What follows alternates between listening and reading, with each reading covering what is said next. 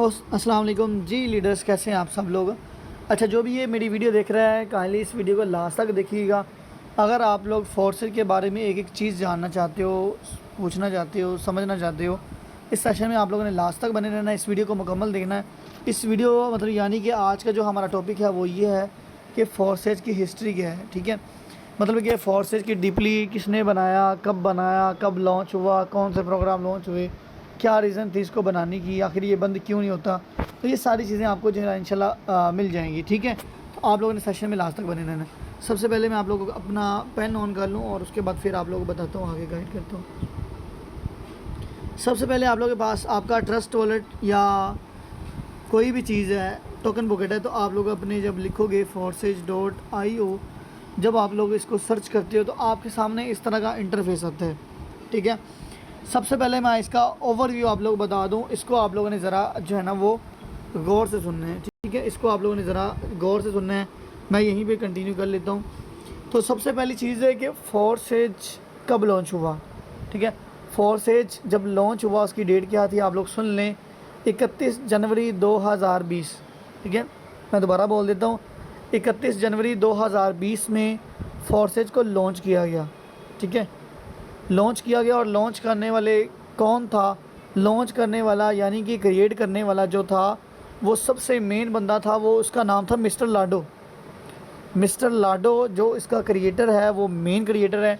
इसके पीछे बहुत सारे लोगों की मेहनत है। जिस तरह कि आप लोगों ने देखा है कि अब अगर हमसे कोई क्वेश्चन करे कि पाकिस्तान को किसने बनाया था, तो हम कहते हैं कि कायदे आज़म ने। ठीक है, हालांकि कायदे आज़म तो लीडर था। ठीक है, इसके पीछे बहुत सारे लोगों की मेहनत भी, जिस तरह के लामा इकबाल ने इसको ख्वाब देखा था। ठीक है, इस तरह मतलब काफ़ी सारे लोगों की जो है ना वो मेहनत भी है, कुर्बानियाँ भी हैं, तब जाके बना। लेकिन नाम किसका मेन आता है, कायदे आज़म का। ठीक है, इसी तरीके से बनाने वाले इसको बहुत ज़्यादा लोग हैं, लेकिन जो मेन नाम आता, जो इनका लीडर है, उसका नाम है मिस्टर लाडो। ठीक है, अब क्रिएट करने वाले टोटल 6 लोग थे। ठीक है, सुन लें दोबारा से, इसको क्रिएट करने वाले यानी कि मिल के बनाने वाले इसको 6 लोग थे, लेकिन जो मेन हेड है इनका वो है मिस्टर लाडो। असल में मिस्टर लाडो और इसके जो दोस्त बाकी थे, यानी कि कुल मिला के ये 6 लोग थे। मिस्टर लाडो एक सॉफ्टवेयर इंजीनियर थे। ठीक है, सॉफ्टवेयर डेवलपर थे, जो कि सॉफ्टवेयर को बनाया करते थे, किसी किस्म का भी सॉफ्टवेयर लगा लें। ठीक है, तो वो सॉफ्टवेयर इंजीनियर थे, वो सॉफ्टवेयर को जो है ना वो डेवलप किया करते थे, सॉफ्टवेयर को बनाया करते थे। ठीक है, एक बार हुआ क्या कि फोर्सेज मिस्टर लाडो ने ना एक प्लेटफॉर्म ज्वाइन किया, तो ऑनलाइन वर्क के हवाले से, मतलब बिज़नेस करना था या ऑनलाइन जैसा भी है। हुआ क्या कि मिस्टर लाडो के साथ ना स्कैम हो गया। ठीक है, तो मिस्टर लाडो के साथ स्कैम हो गया तो वो बड़ा परेशान हुआ, यार बड़ा गिल्टी फील हुआ कि यार मेरे साथ स्कैम हो गया। फिर उसने क्या किया कि उसने अपने जो दोस्त उनके से, यानी कि मतलब क्लास फेलो थे या जो भी थे, मतलब जो सॉफ्टवेयर इंजीनियर थे दूसरे भी, वो टोटल 6 लोग थे। उनमें से कुछ के नाम बताया था। पहले का नाम तो मतलब मिस्टर लाडो था, एक बंदे का नाम था मिस्टर एडी था, और एक था जेरी। ठीक है, ये 3 नाम ही मुझे आते हैं, मैंने आप लोगों को बता दिए हैं, बाकी भी काफ़ी थे लेकिन वो इतने फेमस नहीं है। लेकिन नाम एडी को तो आपने सुना होगा, और मिस्टर जेरी का बड़ा कम सुना होगा। मिस्टर एडी और मिस्टर लाडो मेन बंदे हैं इनके। ठीक है, अगर कोई भी चीज़ नई लॉन्च करनी हो तो ये मिस्टर लाडो करते हैं, या मिस्टर लाडो ही सारा मामला जो है ना संभालते हैं। ठीक है, तो हुआ क्या कि स्कैम हो गया। अब क्या कहते हैं, मिस्टर लाडो ने सोचा कि यार मैं एक ऐसा सॉफ्टवेयर बनाऊंगा, एक ऐसा प्लेटफॉर्म बनाऊंगा, एक ऐसा सिस्टम क्रिएट करूंगा जो कि लोगों के साथ स्कैम ना हो। जिस तरह आज मेरे साथ स्कैम हुआ है, इस तरह स्कैम ना हो। सो ये रीज़न थी इस प्लेटफॉर्म को बनाने की। ठीक है, अब रीज़न भी पता लग गई, क्रिएटर के नाम भी, सारा कुछ आप लोगों को पता लग गया। ठीक है, तो ये सारी चीज़ें थी। उसके बाद आप लोग बता दूँ, तो यहाँ पर स्क्रीन मेरी शेयर आप लोगों के सामने। तो सबसे पहले क्या हुआ कि जिस प्लेटफॉर्म, मतलब कि सबसे पहले जब फोर्सेज लॉन्च हुआ था तो किस करेंसी पे लॉन्च हुआ था। सबसे पहले जो लॉन्च हुआ था वो आया था इथीरियम में। ठीक है, फोर्सेज जब लॉन्च हुआ था ना, तो ये इथीरियम की करेंसी पे आया था। ये भी एक करेंसी है, जिस तरह अभी हम BUSD सुन रहे हैं, ये जिस पे हम काम कर रहे हैं, जिसकी हम मार्केटिंग कर रहे हैं, इसी तरह इथीरियम के ऊपर लॉन्च किया था। इथीरियम भी एक डिजिटल टोकन है, एक तरह की डिजिटल करेंसी है। इथीरियम को लॉन्च किया, लेकिन इथीरियम से फिर आगे नेक्स्ट मूव ऑन करने का मकसद क्या था। असल में जो इथीरियम है ना, ये भी करेंसी है, लेकिन ये स्टेबल करेंसी नहीं है। स्टेबल करेंसी से मुराद ये है कि इसकी जिस तरह के डॉलर की प्राइस, मिसाल के तौर पर हमारी टीम में झगड़ा बन जाता है कि मिसाल के तौर पर आज ज्वाइनिंग रेट है 4000। अब अचानक से रात को सोए हैं, सुबह उठे हैं ज्वाइनिंग रेट 42 हो गई, यानी कि 200 रुपये इकट्ठा ही हो गया। चलो ज़्यादा नहीं, 4100 लगा लो, 100 हो गया। तो अब क्या है कि जब हम मैं अब सुबह पोस्टर लगाऊंगा कि आज ज्वाइनिंग रेट 4000 की बजाय 41 है, अब वो मेंबर शोर में जाएंगे कि मेरे मेंबर तो मैंने इसको 4000 बता दिया, अब जब 4100 बताऊंगा तो वो क्या कहेगा कि ये तो 100 रुपये अपनी जेब में डालने के फिर रहा है, ये तो अपना हिसाब किताब लगा रहा है। तो इस तरह क्या होगा कि जो मेंबर ज्वाइन हो रहे होंगे उनके माइंड में थोड़ा नेगेटिविटी आएगी, वो बंदे ज्वाइन करने वाले भी नहीं करेंगे। तो इस तरह क्या होता था कि इथेरियम एक स्टेबल करेंसी नहीं थी, यानी कि अगर आज ज्वाइनिंग रेट इसका 2000 है तो कल सुबह उठते उठते इसने 5000 हो जाना है। अगर सुबह 5000 है तो रात होते होते इसने 1000 हो जाना है। अब रात को 1000 है तो सुबह उठते होते 10,000 हो जाना, यानी कि इतनी ज़्यादा प्राइस का मसला बन जाना। यहाँ पर हमारा 100 बढ़ जाए तो हमारी प्रॉब्लम बन जाती टीम में, फिर खुद से भी डालने पड़ते हैं, बड़ा मसाइल बनते हैं, बड़े नुकसान होता है। इसलिए उन्होंने सोचा इस करेंसी को लॉन्च कर दिया जाए। ठीक है, इस करेंसी में ठीक है काम करते रहे लोग तो, लेकिन ये करेंसी को हम तब्दील करना पड़ेगा क्योंकि इस तरह बड़ी प्रॉब्लम बन रही है। तो इसका ज़रा इंटरफेस मैं आपको थोड़ा सा दिखा दूँ कि इंटरफेस जब इथेरियम को चलाया करते थे तो इस तरह की इंटरफेस आता था। ठीक है, अब यहाँ पर अगर किसी की इथेरियम पे आईडी लगी है तो वो यहाँ पर लगाए, उसके बाद ओके करे तो वो उसकी आईडी ओपन हो जाएगी। यहाँ पर अगर आप लोगों ने लॉगिन करना तो ऑटोमेटिक लॉगिन जो है ना वो हो जाएगा। अभी भी लोग इथेरियम पे ज्वाइन कर रहे हैं, इसका भी मैं आगे बताता हूँ आपको। ठीक है, अब ये होगा, फिर क्या हुआ कि इन्होंने सोचा कि इसको बदल के ट्रॉन पे लाया जाए। TRX इसको कहते हैं, TRO ट्रॉन भी कहते हैं। तो TRX ये भी एक करेंसी है। ठीक है, ये भी एक डिजिटल करेंसी है। इसका भी सेम इथेरियम वाला सीन था कि प्राइस लो और ज़्यादा, जिसकी वजह से उन्होंने सोचा कि यार ये भी परफेक्ट नहीं है, इसके अलावा फिर और होना चाहिए। इसका भी इंटरफेस मैं आपको दिखा दूँ, इस पर क्लिक कर रहे हैं आप लोग तो इस तरह का इंटरफेस आपके सामने जो है ना आएगा। तो ये भी सेम वैसे ही सीन है, थोड़ा सा चेंज है। फिर आती है बारी है BUSD की। इन्होंने क्या किया, इन्होंने तकरीबन BUSD जो लॉन्च हुआ, सुन लें आप लोग, BUSD लॉन्च होने की जो तारीख़ है वो है 1 जून 2021। 1 जून 2021 में BUSD को लॉन्च कर दिया गया, जो कि अब हम लोग BUSD पे काम करते हैं, जो कि बाइनांस का डॉलर है और ये एक स्टेबल कॉइन है। अगर इसकी प्राइस ऊपर नीचे होती भी है तो ज़्यादा नहीं होती। अगर BUSD के ऊपर मैं क्लिक करता हूँ तो इसका इंटरफेस कुछ इस तरह का दिखाई देता है, जो कि आप लोग ऑलरेडी आजकल में यूज़ कर रहे हो। ठीक है, तो आई होप कि आपको क्लियर हो गया होगा। अगर यहाँ तक जिसको क्लियर हो गया अपना ज़रा हैंड रेस कर दे जल्दी से।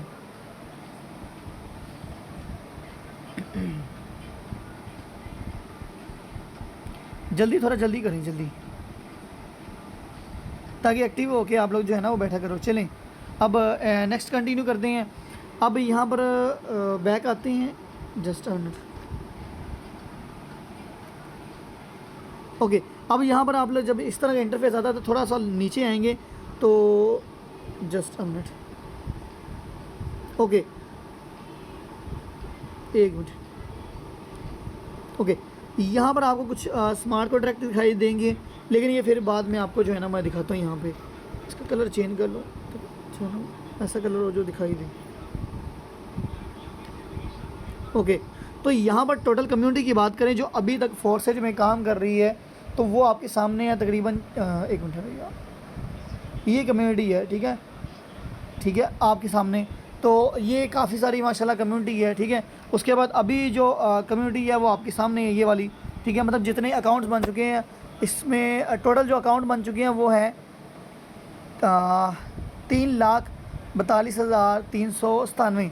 ठीक है, ये जो अकाउंट बन चुके हैं ये total BUSD, BNB, Ethereum, Tron मिला के ये कितने अकाउंट बन चुके हैं और इतनी जो है ना वो डिस्ट्रीब्यूशन होती है। भाई ये बड़ी लंबी अकाउंटिंग है, मैं नहीं इसको कर सकता, तो बस आपको समझाने का बताने का तरीका यही था। उसके बाद आज कितने लोग आए हैं, आज आए हैं टोटल 1544 लोग आए हैं इथेरियम, ट्रॉन और BUSD को मिला के। ठीक है, तो ये अकाउंट्स कुछ वगैरह आए हैं। ठीक है, उसके बाद चलते हैं अब आगे। यहाँ पर आप इथेरियम का अगर चेक करना चाहते हो इस पर आप लोग क्लिक करो, मेरे ख्याल में आई थिंक रेड ही सही था। ओके, इथेरियम का चेक करना चाहते हो इथेरियम पे आप लोग क्लिक करो तो यहाँ पर आपको क्या दिखाई देगा। अब टोटल कितने अकाउंट थे, 10,56,009,006 मतलब 9,060 ठीक है, ये टोटल इसके अकाउंट्स थे जो इथेरियम पे बने। इथेरियम पे भी 1 मिलियन से ज़्यादा लोगों ने ज्वाइन किया था। ठीक है, उसके बाद ये टोटल मतलब इसके मतलब रिजल्ट्स वगैरह हैं, ये इसका जो डिस्ट्रीब्यूशन हुई है। ठीक है, ये सारी चीज़ें आप लोग चेक कर लीजिएगा। उसके बाद नेक्स्ट आता है ट्रॉन की बारी। अब इस पर क्लिक करते हैं तो यहाँ पर ट्रॉन पे 3 लोगों ने आज ज्वाइन किया है।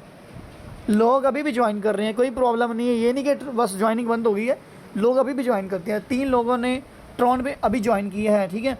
उसके बाद ये टोटल कम्युनिटी इसकी कितनी है कि 4 लाख, मतलब इसकी भी काफ़ी सारी माशाल्लाह, ठीक है। 4 लाख मतलब 68,000 टू मतलब 214, ठीक है। उसके बाद ये सारी इसके मतलब अकाउंट मतलब रिजल्ट्स वगैरह हैं, ये डिस्ट्रीब्यूशन है, तो ये सारी चीज़ें। उसके बाद BUSD की बात करें तो BUSD में टोटल कितने लोग काम कर रहे हैं, 15 लाख सॉरी हाँ 15,17,223 लोग का काम कर रहे हैं। उसके बाद ये इतने लोगों ने यानी कि 1541 लोगों ने आज जो है ना BUSD को यानी कि BUSD में ज्वाइन किया है, ठीक है। और ये सारी इसकी कम्युनिटी वगैरह और ये जितनी भी डिस्ट्रीब्यूशन हुई है, ठीक है। सो ये सारी चीज़ें, आई होप कि आपको ये सारी चीज़ें जो है ना वो क्लियर होगी, ठीक है। उसके बाद अगर बात करें तो यहाँ पर नीचे आएँ तो थोड़ा इसके स्मार्ट कॉन्ट्रैक्ट हैं। स्मार्ट कॉन्ट्रैक्ट क्या होता है ये आगे चल के बताता हूँ। स्मार्ट कॉन्ट्रैक्ट इसका X3 X4 का इथेरियम में पड़ा हुआ है, एक्स गोल्ड का भी, ट्रॉन में भी X3 X4 पड़ा हुआ है, क्योंकि आपको पता है कि एक्स गोल्ड जो है ना वो है XXX नहीं है इनमें, ठीक है। उसके बाद जब BUSD लॉन्च हुआ तो X3 X4 भी है, XXX भी, एक्स गोल्ड भी और एक्स कोर भी आ गया। 4 प्लान हैं इसमें, लेकिन उनमें 2-2 3-3 थे, लेकिन इसमें टोटल 4 हैं, ठीक है। ये स्मार्ट कॉन्ट्रैक्ट है इनके। अगर इस पर आप लोग क्लिक करते हो तो मैं अभी ओपन लाइव आपको दिखाता हूँ, ठीक है। तो यहाँ तक सिंपली हो गया। उसके बाद ये ऑफिशियल इसके चैनल हैं। अगर आप लोग टेलीग्राम पे इसका चैनल सब्सक्राइब करना चाहते हो या देखना चाहते हो तो इस पर भी क्लिक कर सकते हो। अगर चैट करना चाहते हो तो ये भी, ट्विटर भी है, इंस्टाग्राम भी है, यूट्यूब भी है। इस पर आप किसी भी मिसाल तो मैं यूट्यूब की ऐड आ गई जस्ट ओके। सो यहाँ पर आप लोगों को जो है ना वो मैं बता रहा था ये वाली चीज़ यहाँ पर, ठीक है। अब ये सारे इसके ऑफिशियल अकाउंट्स हैं।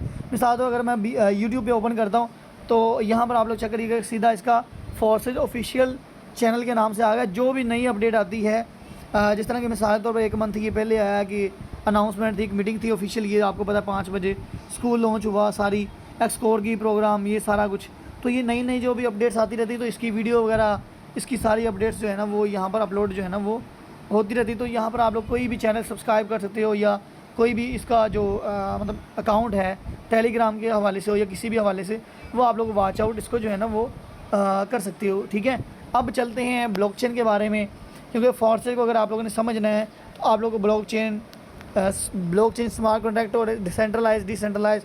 वैसे तो मैं आपको कहूँगा कि इसके बारे में यूट्यूब पे थोड़ा सर्च करिएगा, ठीक है। लाजमी आप लोगों ने, जो बंदा भी वीडियो देख रहा है, काइंडली वो स्मार्ट कॉन्ट्रैक्ट, ब्लॉकचेन और सेंट्रलाइज और डिसेंट्रलाइज का डिफरेंस, ये तीनों चीज़ें लाजमी जो है ना वो सर्च करें।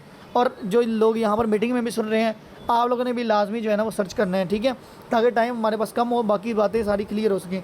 ब्लॉकचेन का मैं आपको अगर बताऊं तो ब्लॉकचेन एक ऐसी टेक्नोलॉजी, आने वाली टेक्नोलॉजी है जिसमें अगर आप किसी भी चीज़ को डिप्लॉय कर देते हो तो बाद में इसको हैक करना, तब्दील करना या बंद करना इम्पॉसिबल है, ठीक है। कुछ भी आप लोग उस पर नहीं कर सकते हो।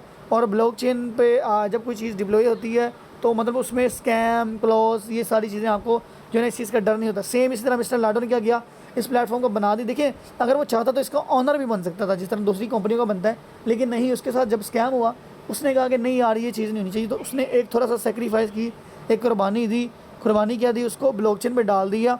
अब क्या है कि हमारा प्लेटफॉर्म तो डिसेंट्रलाइज है, लेकिन इसकी जो मैनेजमेंट है वो सेंट्रलाइज। मैनेजमेंट क्या होता है कि मतलब अगर कोई प्लान लॉन्च करना है नया या कोई भी चीज़ नई लॉन्च करनी है तो वो आप लोग जो है ना वो ये लोग कर सकते हैं। जिस तरह के सेंट्रलाइज प्लेटफॉर्म में होता है कि जब चाहे कंपनी का प्लान बदल सकते हैं, जब चाहे कंपनी को बंद कर सकती है, जब चाहे कि आप प्रॉफिट कम कर दे, ज़्यादा कर दे।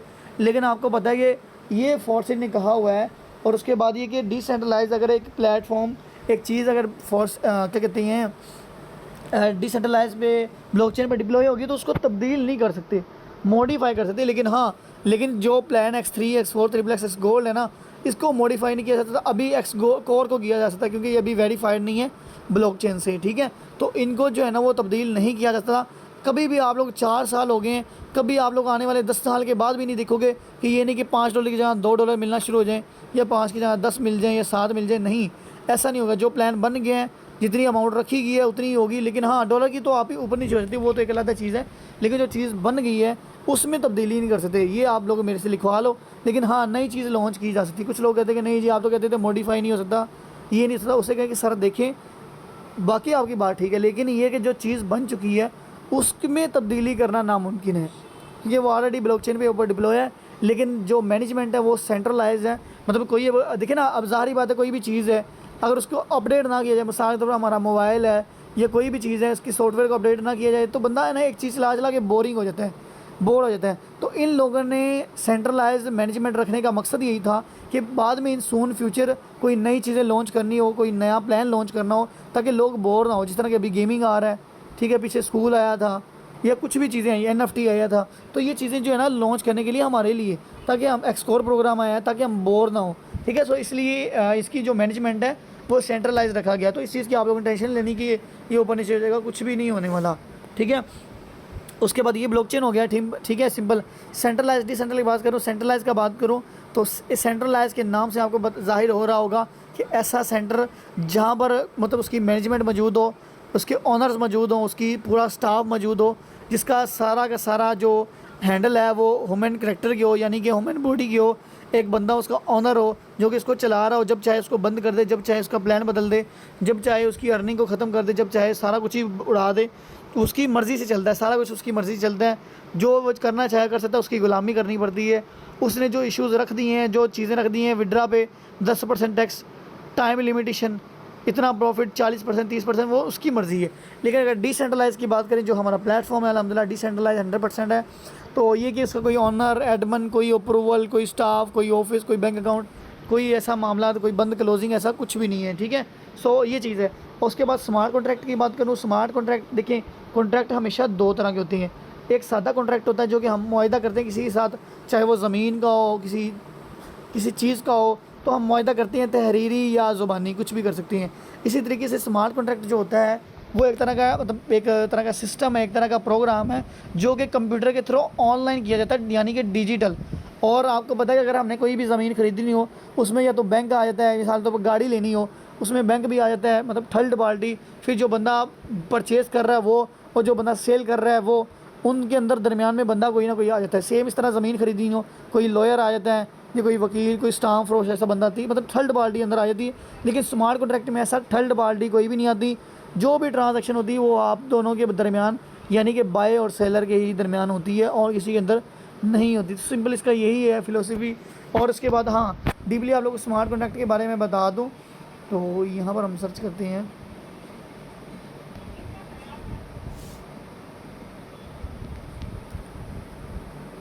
BSC scan.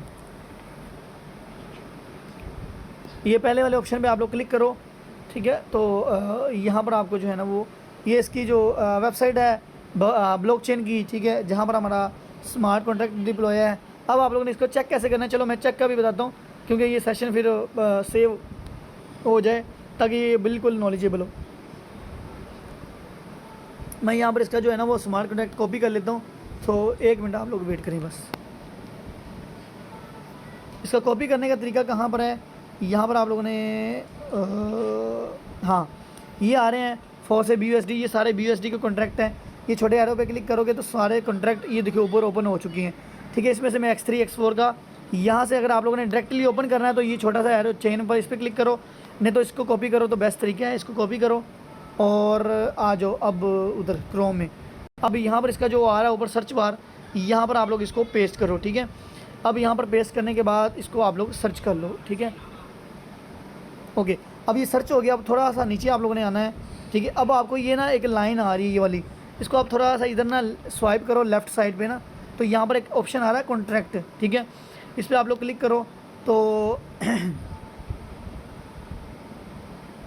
ओके, तो ये कॉन्ट्रैक्ट आ गया। यहाँ पर कॉन्ट्रैक्ट का नेम क्या है, फोर्सेज प्रॉक्सी, ठीक है। और इसके बाद काफ़ी सारी इसकी इंफॉर्मेशन वगैरह है, तो ये आप लोग खुद वॉच आउट कर लीजिएगा, ठीक है। और उसके बाद फोर्सेज जो डिप्लॉय है, मतलब जो रिकॉर्डिंग हुआ पड़ा है, ठीक है, वो किस पे हुआ पड़ा है। और उसके बाद हम अल्हम्दुलिल्लाह हमारा जो स्मार्ट कॉन्ट्रैक्ट है वो वेरीफाइड है, ठीक है, ये आपके सामने, ठीक है। हमारा जो स्मार्ट कॉन्ट्रैक्ट है वो वेरीफाइड है। उसके बाद ये किस लैंग्वेज के ऊपर है, ये है सॉलिडिटी। एक सॉलिडिटी है, एक जावा स्क्रिप्ट है। ये 2 लैंग्वेज हैं। जिस तरह की आप लोगों को पता है कि अगर किसी ने देखा हो प्रोग्रामिंग या वेब डेवलपमेंट, उसके अंदर होती है HTML, C++, इस तरह की लैंग्वेज होती है। सेम इसी तरीके से इसकी भी लैंग्वेज है, सॉलिडिटी और जावा स्क्रिप्ट। अब ये कि ये सारा कॉन्ट्रैक्ट लिखा हुआ है, अगर आप लोग इसको पढ़ना चाहो तो भाई जिसको आती है लैंग्वेज वो पढ़ सकते हैं। ये बहुत लंबा कॉन्ट्रैक्ट है, ठीक है। अब इस कॉन्ट्रैक्ट में जो है ना वो यही किया गया है कि इसको कभी भी बंद नहीं किया जाता, अब ये हमेशा BUSD पे रहेगा। इसको कभी भी अगर ये BUSD वाले मतलब अगर बाइनांस वाले कहते हैं कि हम डॉलर देने बंद कर देंगे या हम डॉलर पे काम नहीं करने देंगे, या अगर ये मिस्टर लाडो इस चीज़ से मुकरता है कि मैं अपना नया टोकन लॉन्च करता हूँ, इसको BUSD को साइड पे किया जाए तो ये वहीं पे फ्लो हो जाएगा। तो यहाँ पर ऐसा कुछ भी नहीं लिखा हुआ, ठीक है। तो ऐसा इसमें ये भी चीज़ है कि इसमें कोई भी ह्यूमन करैक्टर का यानी कि कोई इंसानी मतलब कि ये लिखा हुआ कि सेल्फ मेड, यानी कि मतलब कोई ऐसा काम नहीं लिखा हुआ, ऐसा कोई लफ्ज़ नहीं लिखा हुआ जिसके थ्रू ये ज़ाहिर हो कि इसको जो है ना वो तब्दील किया जा सकता है। अब ये देखिए बहुत सारी चीज़ें हैं, तो ये तो जिस बंदे को समझ आती है वही पढ़ सकते हैं। अगर कोई बंदा कहे कि हाँ भाई कहाँ है दिखाओ, कहाँ डिप्लॉय है, आप कहानियाँ सुनाई जा रहे हो, तो ये उसको दिखाओ उसका मुँह बंद करने के लिए, ठीक है। सो ये कुछ इसका था इंटरफेस। अब इसके अलावा बहुत सारी चीज़ें हैं, तो जो है ना अब यहाँ पर सर्च करता हूँ। सर्च करने के बाद यहाँ पर आप लोग ये टोकन ट्रांसफ़र BEP20 पे आते हैं, यहाँ पर क्लिक करें तो यहाँ पर भाई आपको हर एक मिनट की ट्रांजैक्शन, जो भाई कहता है कि नहीं जी स्कैम है इधर उधर है, उसे कहीं भाई ये देखो 29 सेकंड यहाँ से क्या आ रहा है, ये लिखा हुआ है ना फ्रॉम टू, यानी कि इस ट्रांजैक्शन की इसकी यहाँ से और इसकी यहाँ से, यानी कि इधर से इधर हो रही है और इधर से इधर हो रही है, यानी कि ट्रांजैक्शंस हो रही हैं अभी, ठीक है। और क्या हो रहा है ये सारी चीज़ें आपको पता है कि इसको कितने गए हैं, इसको $10 गए हैं, इसको 10 गए हैं, इसको 5 गए हैं, किस लिंक के ऊपर गए हैं, ये भाई जी इसका रिसीवर लिंक है, यहाँ से मतलब कि इसमें आए हैं, मतलब इस वॉलेट से आउट हो गए इसमें इन आए, इसमें आउट हो गए, इसमें आउट हो गए, इनमें आए हैं। तो भाई हर चीज़ लिखी हुई है वाज़ेह। जो बंदा कहता है ना नहीं जी खच खच है, तो भाई उसको इसका मुंह बंद करने के लिए उसे कहो भाई हर एक मिनट की भाई हमारा प्लेटफॉर्म में ट्रांसफ़र क्या उसे कहते हैं ट्रांसपेरेंसी सिस्टम है, तो भाई जो चेक करना चाहते हो चेक करो।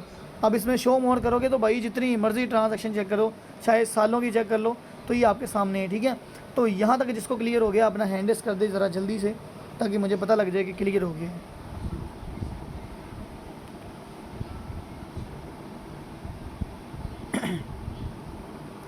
जल्दी से जिसको समझ आ गई है हैंड रेस कर दे जल्दी से अपना। अलमस और निमरा आपका हैंड रेस नहीं हो रहा, क्या मेरी आवाज़ नहीं आ रही आप लोगों को? ओके चलिए ठीक है, उसके बाद नेक्स्ट कंटिन्यू करते हैं। ये भी क्लियर हो गया हमारा, ठीक है। और उसके बाद क्या चीज़ रहती है हमारी, हाँ अब फोर्सेज का मैं आपको बता दूं, फोर्सेज का एक डोमेन है, एक डोमेन लफ्ज़ आएगा, शायद ये बड़ा बंदे टेक्निकल मतलब बंदे आपसे जो है ना वो ये सवाल करेंगे। अब है क्या वो चीज़, असल में डोमेन एक होती है, जिस तरह कि आपको बताया हमारा एक आईडी कार्ड होता है, आईडी कार्ड का एक लिमिट होती है कि 10 साल तक ये आईडी कार्ड चलेगा, उसके बाद रीन्यू करवाना पड़ेगा, पैसे देके या जो भी सीन होगा पैसे देके आपको आईडी कार्ड रीन्यू करवाना पड़ेगा, वो कहीं भी नहीं चलेगा। अगर वो चलाओगे तो फिर वो भाई उल्टा आपको पकड़ेंगे कि आपने करवाया नहीं है, ठीक है। तो इसी तरह उसकी जो इस तरह के समझो उसकी एक मतलब इशू डेट होती है और एक्सपायरी डेट होती है, सेम डोमेन का समझो दूसरा नाम है एक्सपायरी डेट। अब ये कि आने वाले 10 साल तक फोर्सेज कहीं भी नहीं जाने वाला, आने वाले 10 साल के बाद फोर्सेज का जो डोमेन है वो एक्सपायर हो जाएगा, यानी कि इसका जो मतलब डेट है वो ख़त्म हो जाएगी। अब ये नहीं कि 10 साल के बाद फोर्सेज बंद हो जाएगा, नहीं बंद नहीं होगा, होगा क्या कि इसका डोमेन पे किया जाएगा। डोमेन इसका कितना होगा, मिनिमम $100 हो सकता है, $300, यानी कि पाकिस्तानी रुपीज़ में 3100 भी हो सकता है, 1 लाख भी हो सकता है, 1.5 लाख भी हो सकता है। कौन ये पे करेगा, ये करेंगे मिस्टर लाडो और मिस्टर एडी, ठीक है। और उसके बाद एक चीज़ और पूछी जाएगी 10 साल के बाद, अगर वो पूछेंगे कि आपके क्या रिव्यूज़ हैं, क्या रिपोर्ट देना चाहते हो फोर्सेज वालों, फोर्सेज के ख़िलाफ़ क्या कहना चाहते हो। अगर उसमें से 4-5 बंदों ने भी या 10 बंदों ने भी अच्छे रिव्यूज़ दे दिए कि जी फोर्सेज बड़ा लेवल का प्लेटफॉर्म है, इसने बड़ा मतलब बहुत कमाल का चला है जी, इसने मुझे मिलीनियर बना दिया, कुछ भी आप लोग कह सकते हो, या उसको 5 स्टार आप रेटिंग दे सकते हो, तो वो ऑटोमेटिक ही डोमेन उसकी पे हो जाएगी और वहीं से वो रीन्यू हो जाएगा, यानी कि एक्टिवेट हो जाएगा फिर से 10 सालों के लिए, फिर से 10 सालों के लिए। कोई टेंशन नहीं, कोई झंझट नहीं है, इंजॉय करो लाइफ, ठीक है। तो ये चीज़ थी। उसके बाद काफ़ी सारी चीज़ें जो है ना वो मेरे ख्याल में आई थिंक हो चुकी है, मैं एक बार सोच लूँ फिर रिकॉर्डिंग, ठीक है। सो सिंपली इसका यही इंटरफेस था, यही हिस्ट्री। और रही बात इसके फ्यूचर की, यकीन करो लेवल का फ्यूचर होने वाला है। कैसे आगे जो दौर आ रहा है वो आ रहा है NFTs का, ठीक है। और हाँ अगर एक चीज़ ज़रूरी आदत आ गई, अगर कोई बंदा की पूछे नहीं जी ये तो भाई इनलीगल है, ये तो भाई जो है ना वो ऐसे हो ही नहीं सकता, ठीक है, ये ब्लॉकचेन कहाँ से आ गई ये तो आप लोग अपने आप से बनाई जा रही है, जो ब्लॉकचेन चल रहा है जी अपने ऑटोमेटिक चल रहा है, ये ब्लॉकचेन कहाँ आ गई है, तो चीज़ें रेगुलाइज ही नहीं है, तो पिरामिड स्कीम है। अब यहाँ पर हम आपको एक चीज़ क्लियर कर दूँ, आप लोगों ने क्या करना है कि गूगल पे आ जाना है, PIAIC.org। ये एक वेबसाइट है। कौन सी वेबसाइट है? ये गवर्नमेंट वेबसाइट है। इसको आप लोगों ने याद रखना है। ये रिकॉर्डिंग आपके बड़े काम आएगी, ये रिकॉर्डिंग आपके टीम मेंबर्स के बड़े काम आएगी, ठीक है। ये बहुत लेवल का सेशन इंशाल्लाह होगा आपके लिए, और ये इतनी अच्छी इन्फॉर्मेशन आपके लिए कि आने वाले वक्त के लिए आपको मतलब इनफ है इतनी। ये ओपन हो जाए तो फिर मैं आपको दिखाता हूँ आगे।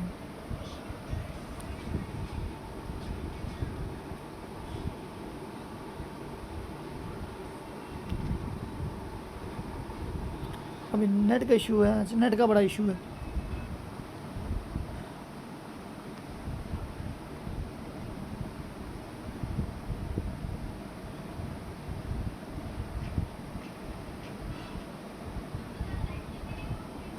ओके, अब यहाँ पर ये कि ये प्रेसिडेंट है हमारे पाकिस्तान के, यानी कि डॉक्टर आरिफ अलवी साहब।